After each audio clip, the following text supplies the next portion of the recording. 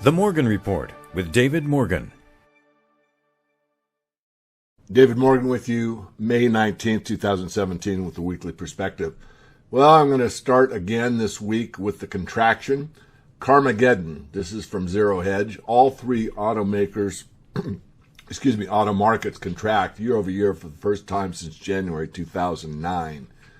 For the first time since January 2009, sales of cars declined year over year in all three of the world's largest auto markets of Western Europe, down almost 7%, China off almost 2%, and the United States off almost 4%.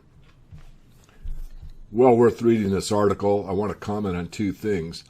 Number one, that there was an expression, very probably not known well now, that as goes General Motors, so goes the United States.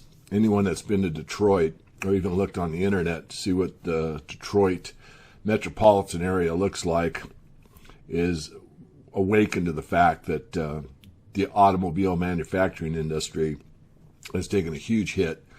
And the other one I'd like to give attribution to Dave of X22 Report, excuse me, and he's been saying about the channel stuffing, which is a slang term meaning that the manufacturers, the producers of the automobiles in the United States, put all kinds of new cars out on lots, but they're really not sold. But from the accounting perspective, it looks like the GDP is going strong and things are percolating just fine. And when in fact, a lot of these dealerships are running out of space to park these cars because the auto industry at large is not doing well. Coming back, does that portend for more problems in the future? And I would suggest that it does. A lot went on this week, and by Friday the 19th, when I'm doing this update, stocks had recovered somewhat, but stocks sank big time on a lot of things, but primarily attributed to the news surrounding all this going on in the Trump administration. I won't touch the politics this week, but a lot going on between the Comey firing and what the deep state's doing and what the mainstream media is doing and on and on. Again, no further comment, but we at the Morgan Report put out an alert early in the week suggesting what we see as something that we think is rather fundamental and perhaps long-term. And just a little bit more on the automobile sector contraction from Bloomberg. Ford sees 1,400 salaried workers leaving by the end of September. So keep your eyes on this. Again, does it portend more contraction in the future? And I believe it does. Moving on to some comments about the cryptocurrencies. This is from Dollar Collapse. Is this Bitcoin's fatal flaw? Talking about what went on with WannaCry. Jeff Berwick of Dollar Vigilante did a very interesting and timely update on what was going on with the ransomware, and it was rather laughable. Jeff has a great sense of humor talking about only $70,000 has been ransomed so far, and this is like the biggest attack ever, and he goes on to poke fun at the mainstream media.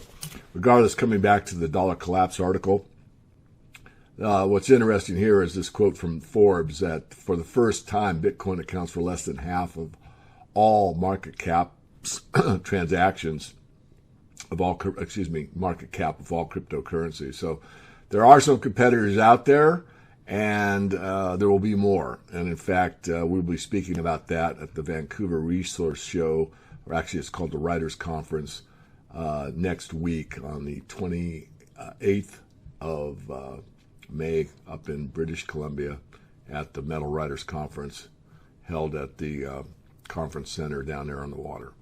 And I'm just going to stay on this one theme about the cyber situation, cyber currencies, and what's going on there before I move into the precious metals that I always end with, because I think this really bears repeating. This or investigating for the Rutherford Institute. I won't read them all, but I'll read enough where I think this is very interesting.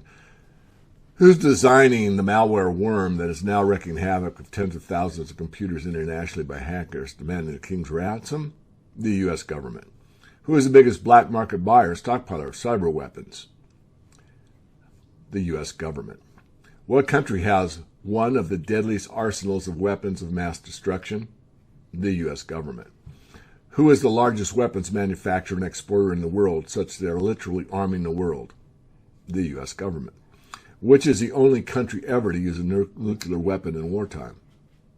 The United States. And it goes on and on. Definitely worth reading the Rutherford Institute and keeping your eyes open, awake, and aware. Moving on to gold first. Market Watch headline, gold books its best trading stretch in 5 weeks. Looks like gold has certainly found a bottom. Volumes are very good. There's lots of indicators that would portend that gold is moving higher. And as I said earlier in this weekly perspective, it looks like the stocks have started to sell off. Whether or not this is a major change or not remains to be determined. And I'll close out with silver. We just updated a silver price forecast for 2017. It's a free report. You can get it at themorganreport.com. Just need a first name and an email address. Verify your email, and you'll be given the report. Lots of interesting information, my take on what's going to happen to the silver market for the rest of the year, and also some more information that will guide you through these very interesting times. Lastly, I will be speaking on our favorite stock at the Writers' Conference, again at the Writers' Conference at Vancouver, BC on the 28th, 29th of May. So if you are attending that event, please let me know. Drop by. I will have a booth, and I'll be there almost all day, both days.